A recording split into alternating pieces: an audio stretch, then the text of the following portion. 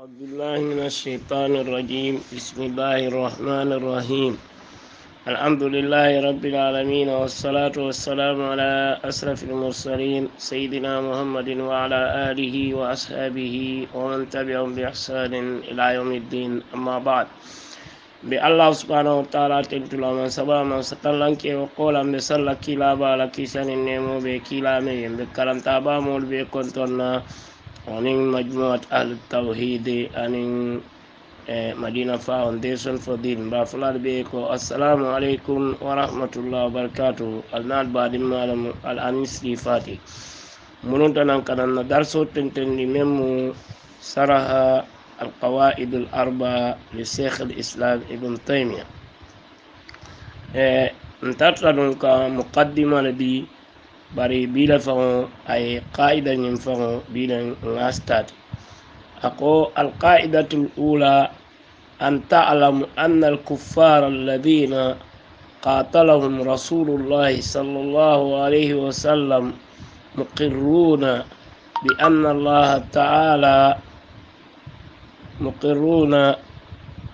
الله تعالى هو الخالق المدبر، وأن ذلك لم يدخلهم في الإسلام. ودليل قوله تعالى: قل من يرزقكم من السماء والأرض أمن يملك السمع والأبصار ومن يخرج الحي من الميت ويخرج الميت من الحي ومن يدبر الأمر فسيقولون الله فقل أفلا تتقون. كباني أقول قاعدة فلو ولا مكو puru kafirol siñin lo nsalon ko kafirol akoy siñin lon ko kafirol men yalon ko kila baye kele kisanin nemu baye wol tartanu ye sabatindiro ke tawhidur rububiyya mariya kilimbayandiro mariya kilimbayandiro andu wonya ilawo sabatindiro wonya ame dundino musilmiya kono ame yelo haram yandino anila nafulo ako yayitanni ko tawhido manke kafo ko tawhidu rububiyya yewo dammanne sabatinde kafo ko alalen deda ala dammanne ka dedaro ka alala ka harjero ka hani ako isalon ko flanka fiya fana amanke ko ka fulan kafiya ke tawhidu rububiyya o dammalem fulan kafiyati ako bari mote keri meye fulan kafo ke alala rububiyya comme mariyato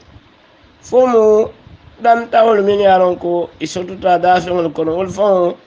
yafu balaŋol kama ko kila alquran o yafu ñamin wajahadu biha wastaykanatiha anfusuhum zulman wa uluwan ala ko yesoso diro kala anu fama be dankeni yare ne ko mo do ala do te kedin fo ala ako naman kewati mantol muno be sabati diro ke tawhidur rububiyya lare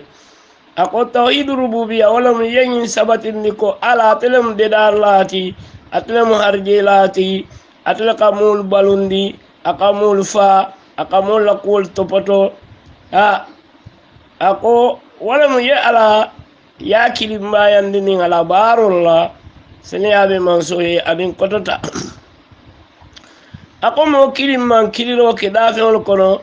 ka fo ko mole ɓe je min yeddeɗaro ke anin ala mole ɓe je min ka harjero ke anin ala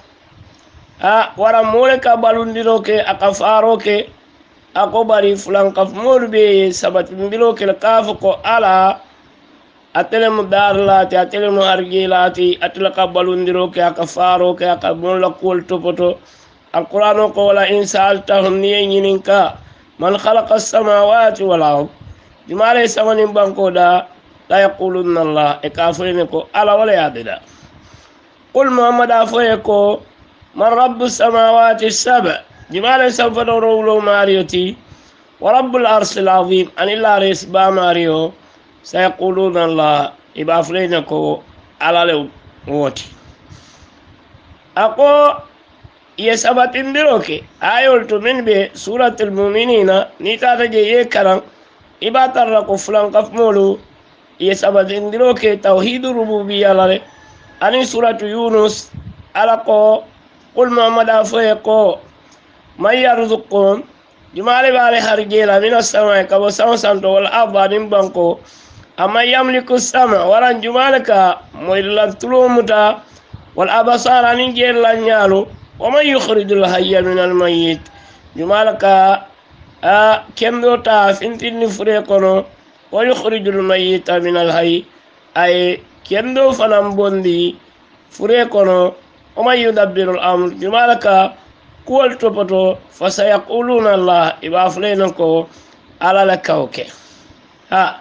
ako ye sabatindiro kele ako woto falaysa tawhid ako tawhido manke pour ka sabatindiro ke tawhid rububiyya dammala ko diyam dunkel kafo ñamen anin nazar ila aqidato akoy tolu e ka fo ko ala wala mu ka e ka fo ko tawhido wala mu ye sabatindiro ke ko ala atle daro ke ay harjero ke akamul fa akamul balundi e ka fo ko wahidun fi dhatihi ala mu kilineta fonto la qasima lahu fula talar data la itafono la nin karlem wahidun fi sifati akilinamu ala mankutolto la sabiha lahu mulunta nyotala wahidun fi afalihi iko kilinne matala barolto la sharika lahu de nyotala wa hadha huwa tawhid rububiyya akojina tawhid rububiyyati ijo ila ay kutubi min kutubi ulama al kalam aqali muru ali jubero ke kitabo kitab na tara diam dunkeli wala da tajiduna ibatara la yakhrujuna ibuka finti an tawhid rububiyya ka finti tawhid rububiyya ko wa hada laysa huwa tawhid ako manke tawhidoti kome alanya ala kilimbayandroti alladhi ne yalon ba'sa Allahu bihi ar-rusul ala kilari amul ki wala wa iqraru bihada wahdahu ako purka nyindam sabatindi la yanfa sahibahu atamari nafalano lianna hada aqarra bihi almushrikun ako qatuni fulan qafmol ya sabatindi le wasanadi al-kufr anin kafirul la nyaton qolu ولم يخرجهم أمي فنتنينو من الكفر كابو كافر يقولون ولم يدخلهم أمي دنينو فنا في الإسلام مسلم يقولون فهذا غلط عظيم أقنم استقبالتي فمن اعتقد هذا الاعتقاد أقنم ينتفندو متى ماذا دا على اعتقاد أبي جهل وأبو لهب أمل فارك أبو جهل تفندو لانين أبو لهب فالذي عليه الآن بعض المثقفين أقول نين من كيف أنكو تلم المثقفين التي يبوينك هو تقرير الربوبية توحيد الربوبية فقط يتلقى سبت الدروك ماريا كلمة يندرو دم الله ولا يتطرقون يبقى هنكون كندروك إلى توحيد الألوهية كتا على kilimba yandiro kan komen ka ala da man batu ibkana kan hada ghalatun azim aqumu mistake min warta al musamma at-tauhid ikamento la ko tauhid aqwa amma al mushrik fayaqulu huwa an ta'taqid أن أحدا يخلق مع الله أو يرزق مع الله komen itilka fulko fulan kafiya wala mu yamuta ko moleni ala iddaroke wala moleni ala ka harjeroke yaqulu hada ma qalahu abu jahl wa abu lahab ako abu jahl ya wala fo adan abu lahab iko ako mokili aman imafu ko mokili wala iddaro kani ala andu imafu mole harjero kani ala bari yow sabatin le yalon ko ala nen dar lati atelemu sayandir la fananti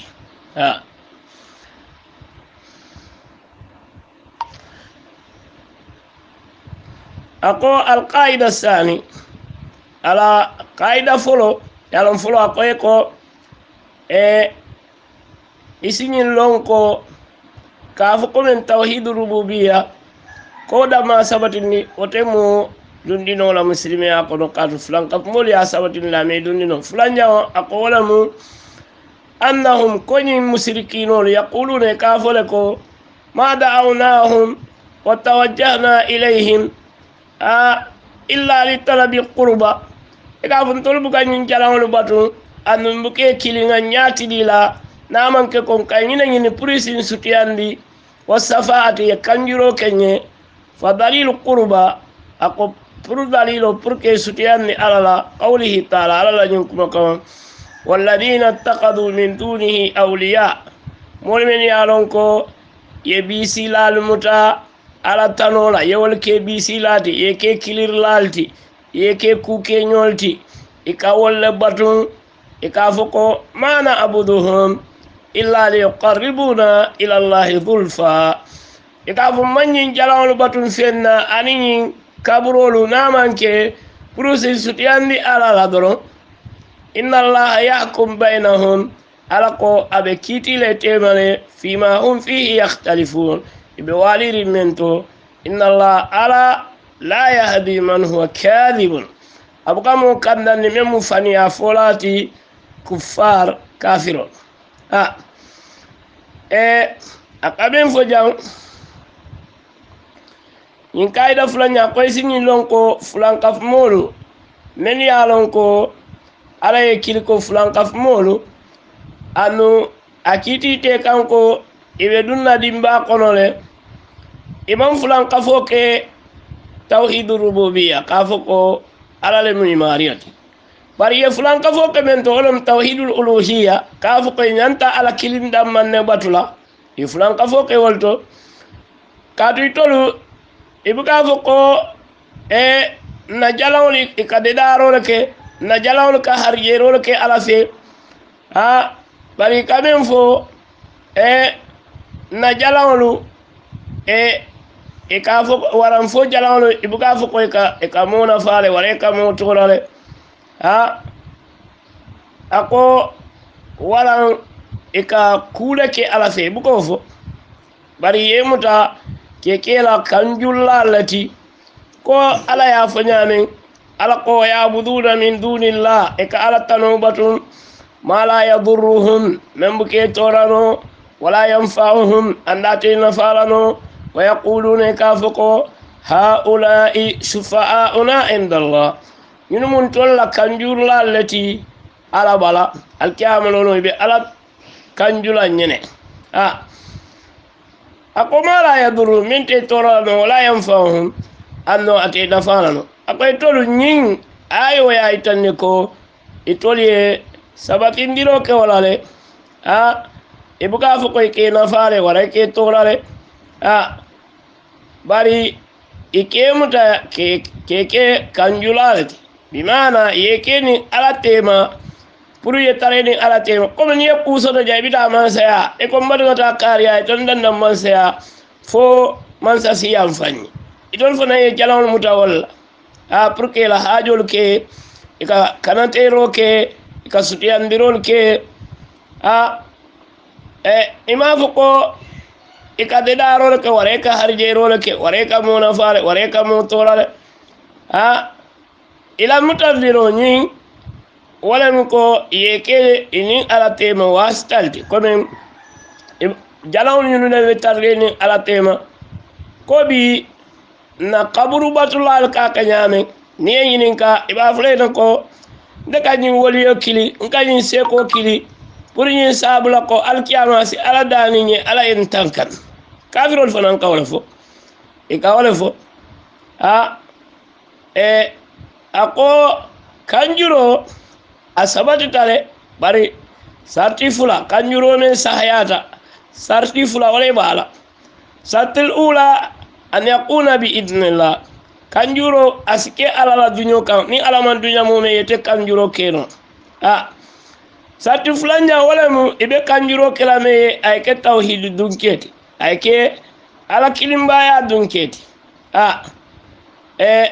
naman kewati momi yala kita ala kilimbayandi laati aman kewati doron kanjuro ta nafa ñin sarti fulo ñin sarti kilintiñata je kanjuro ñin ate nafa sotola ala ko wala yasfauna ala ko wala yasfauna illa liman irtada fo ala duñata me ako moolu men ye lon ko ala sookila le muti mu kilimbayandirati ɓe kanjuro kila wolle ako bari kafirol musrikinolu wolu ila kanjuro te nafaala no hani kanjurula alla kanjuro faŋo te nafaala ala ko aman tara toñendirlaale bulu sutiyannamo min hamimin wala safi e yuta andum kanjula fanante bulo kon ako ñimmolu ye kanjuro moyle ima kotolon itata ika kanjuro ñini ñin kaburu dunkel bulu amanke alala duño kanti manso kallankeyat bari itol ya ñini wol bulu men yalon ko itol fanka fulaka alama wala le say walla kanjuro ti ina falano ako kadu ñimmolu i jahiliyata kanjuro kotolla imalon munemu kanjurot imalon munemu kanjurot ako kanjuro pour que kanjuro ñini alabulu ay sarti fulala soto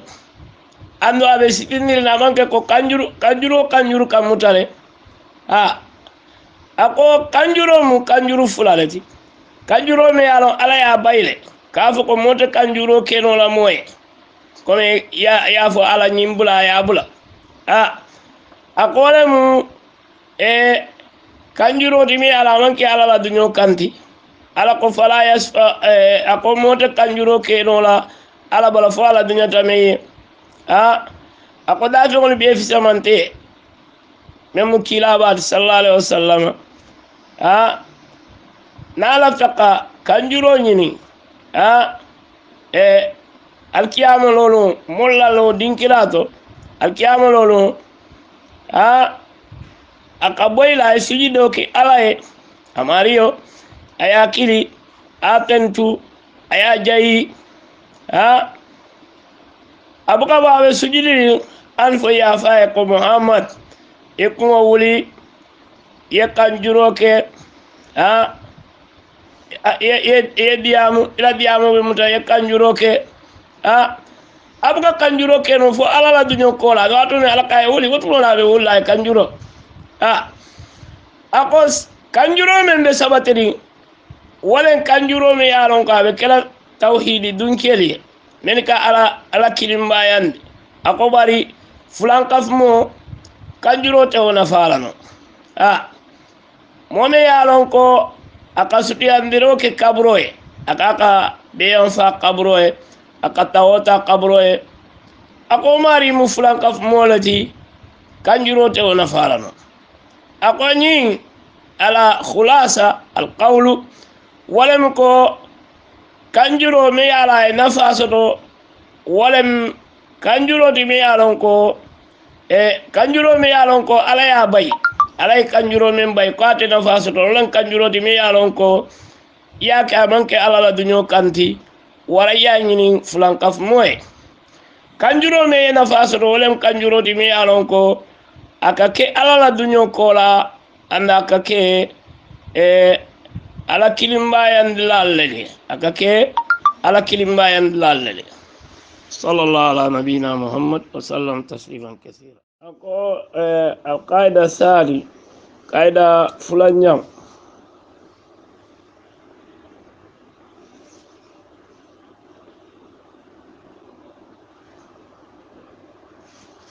ako ñin qaida fulanñam walamu ko sabanjang qaida sabanjang ولم أن النبي صلى الله عليه وسلم ظهر على أناس متفرقين في عبادتهم منهم من يعبد الملائكة ومنهم من يعبد الأنبياء والصالحين ومنهم من يعبد الأشجار ومنهم من يعبد الشمس والقمر وقاتلهم رسول الله صلى الله عليه وسلم ولم يفرق بينهم. أقول نين قاعدة سبعين جام ولم كو النبي با كيسا نمو باي أفنتتا مولك من يالون كو إبه والير نيلا تفندو تولي إلى على بطول تو دول بيجي ولكا ملايكو لبطول دول بيجي ولكا النبي لبطول أنين جون كندولو دول بيجي ولكا يرو لبطول anin berolu dol be je wolka tilole batu anin karo annabiyomo aye be kele wakanne kisani nemo baye ama foko nyinka kabrolo batu nyinka jon kendolo batu aye be kele wakanne aye be kele wakanne akole mko kila ba sallallahu alaihi wasallam ala yakimol la kamini alon flan kaf molle mut wo flan kaf molo abeje dolka malaiko le batu dolka kilo batu dolka karo batu dolka jalawlu batu ani berolu irolu dol beje wolka waliyol le batu ani jon kendolu ako nina mu flanka fiya be jaw yari ako sahabolu imam kaf nyoma fenkan fenkilin ako mol men yalon ko e kilimba yandiro ke walla batu fewo mu kilinnati subhanahu wa ta'ala nyimmen yalon be janjanni ala ko ala ya fal qur'an ko nyama ko alol men be janjanni wala be tiado fo ala kili arbabun mutafarriquna khairun amillahu alwahid alqahhar akomuna jal alol men yalo be janjanni wala semante yata ba fo ala kilindoro memu norlati ma ta'buduna min dunihi alman batroke ala tanola illa asma fotolu sammaytumuha alfawli min tola ako nyimbe fulanka fiala jawyato ani ala tinya ko amolu ikatara janjanni ila batotole ikatara janjanni ila batotole ako sitimdikili wala ke kafnyoma katu ibukata sunkilinka bari kata ila nidi alla kan anin kilirol men yalon ko filindir kilirol len muti ako ila janjango siyata ala misalo landi wala ako daraballahu masalan rajulan fihi suraka'u mutasakisuna wa rajulan salaman li rajulin hal yastawiyani masala alhamdulillah bal aktsaruhum la ya'lamun ako ala misalo landi kelmen yalo katara sonkola ibe janjanni anin keme yalon ko abe tankarin abe ala kilinna adamma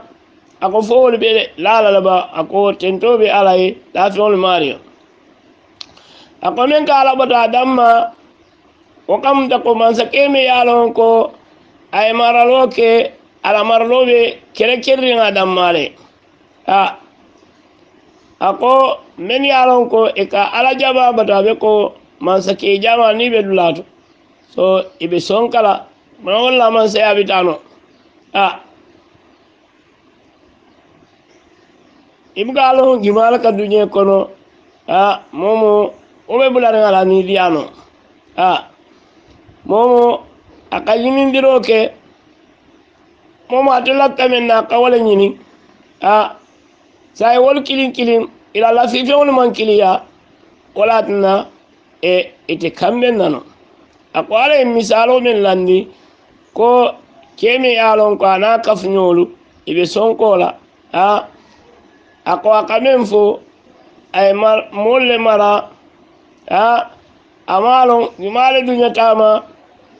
amalon jumale man so ama fana ako fulankaf molu ibe sabatindiro ke la bato tole me yalon ko ako kilaba sallallahu alaihi wasallama ako fulankaf molu ibe waliri la batu feŋol tole kila sallallahu alaihi wasallama aye kele ame sabatindi wo kuwoñin kaŋ aye kele de ala ame tuwo janjaŋo to bari kila aye kele aye bele kele ama fo ko ñiŋ ka malaikol le batuŋo tuje ama fo ñinu ka waliyol le batuŋo tuje bari amaŋ fatan fansi ke tem ako ñiŋ ka murundiro ke moolu ka men ka fo ko ka jalaŋol le batuŋ amanke ko mo kendo jalan bato manke ko men ka mo kendo batun ka malaiko batu ako katu ko nyindol ka berole batu anin irolu nyindol ka fenjaro batu bari men ka mo kendo kumande anin woliyo o mari manke ko men ka jalan batu ako amantara wonya ako ilatta o kuwala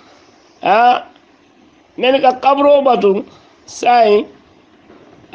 puritol la kitiyo ay wali ñin jalam batla la kitiyo la ite kafiri ala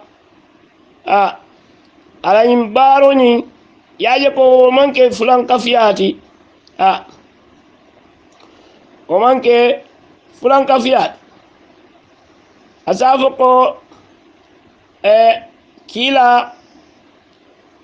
amam fatan fansi ke tema bara ebe muta fulan kaf moleti ebe yero dandilani la naflolu amam fatan fansi ke tema kafa ko nyinka masihu la batu nyinka nyine batu kila ebe la kele ako yahudol fanan eka uzair batu o mu mewbe alqur'ano nata ya sammana kila bele kele amam fatan fansi ke tema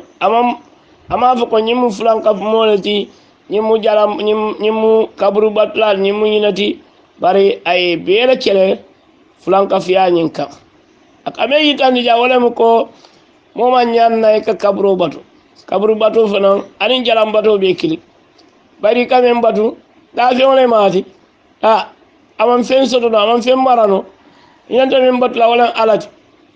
alama fo ko yeta molu kili yewol batu wali yati kili amof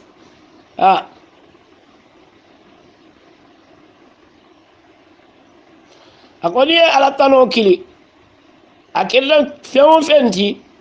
abe mun fulan kafiyal wala ne ka fo ko wa abudullah wala tushriku bihi shay'an al alabatu al kana fen kafa baton anata nakiralla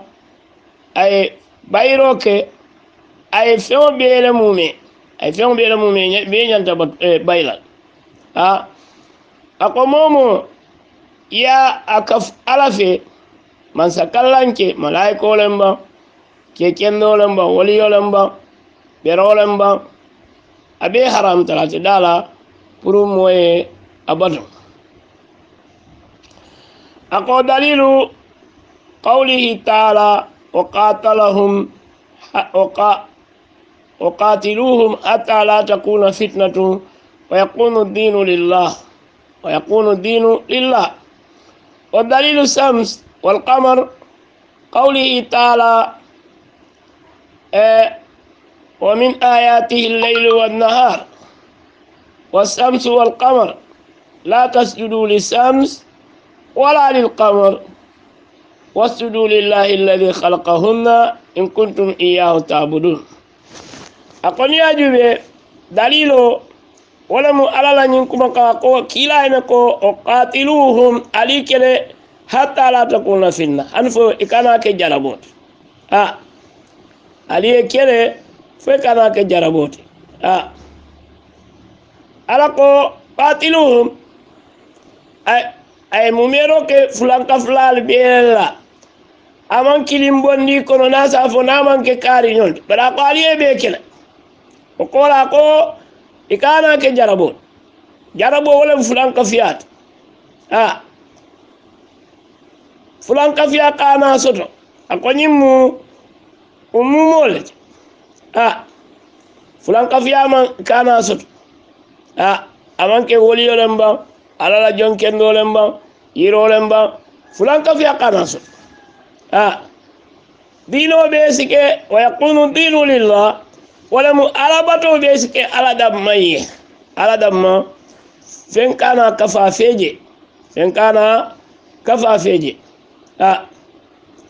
akwa man fadan fansindiro ke fulan kafiya waliyol to anin jon kendolo anin birol bara yebe ke kilman ako dalilo pour ka sujudo ke tiloya anin kawo walla bayo o dalilo ala yafo ako kila ba ko sallallahu alaihi wasallam ay abali pura kana salo ke kila e balero ke pruka sali tilola bo wato ana la boyo wato wobe purka molu bali e kana tilo nyim batu e ko kadu molle be jemeni yaro ka sujudi tilo e nabe bola e ka sujida e nabe boyla wala tinna yem bali pruka salo ke nyi wati fulola purun ni wol kana ta sali don ako salo mu ala tati bari wato men salo keta ni wato lu kamunun tanyo yandiro ke flanka flo mo la men katilo batu ka suto batu ka karo batu ala mbali purun tilo be bola nga salo ni ke kila e molu balala purka molu jamfani fengol la men ke samba flanka fiaka wala na kila sallallahu alaihi wasallam ay mol balal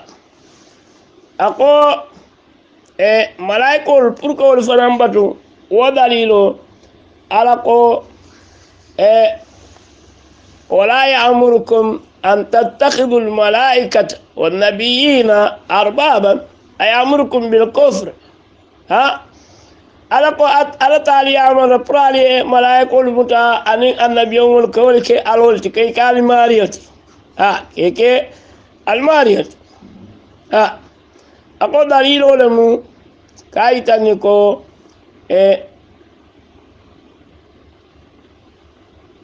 malaikol ke batu ani annabiyo mulu wo mu fulan kafiyale ka kabrolu batu bi ka foko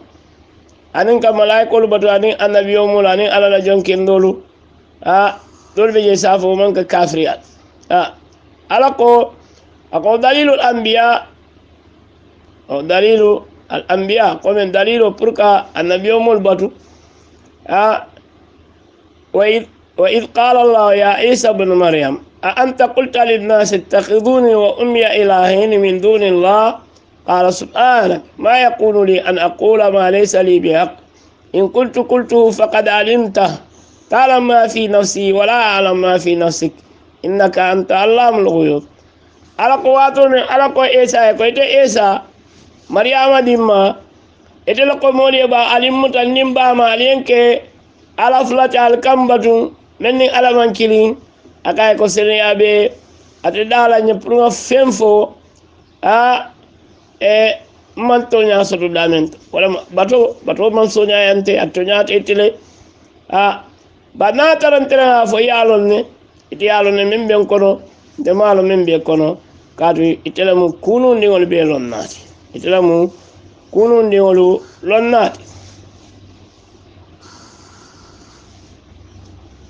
ako dalilo be je pour ka annabiyo mol batum fulan kafiyale mu abe ko jalawol ka batu nyame jalam bato be nyame abe ko jalam bato be nyame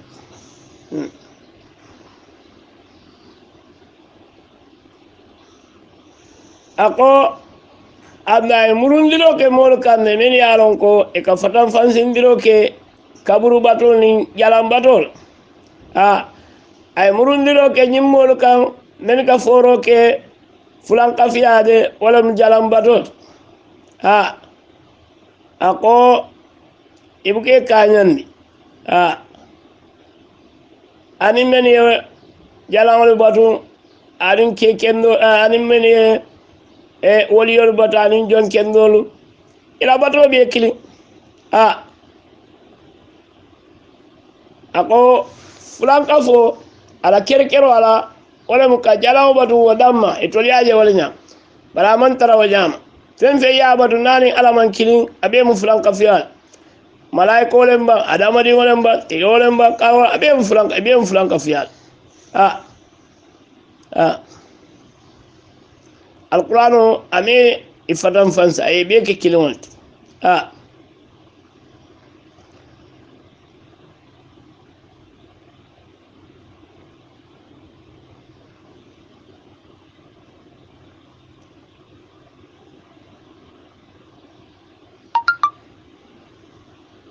ako ni ajube alqur'ano kono ala ye yamaro ke pour que be kel o mu kilinati koy ka ñanta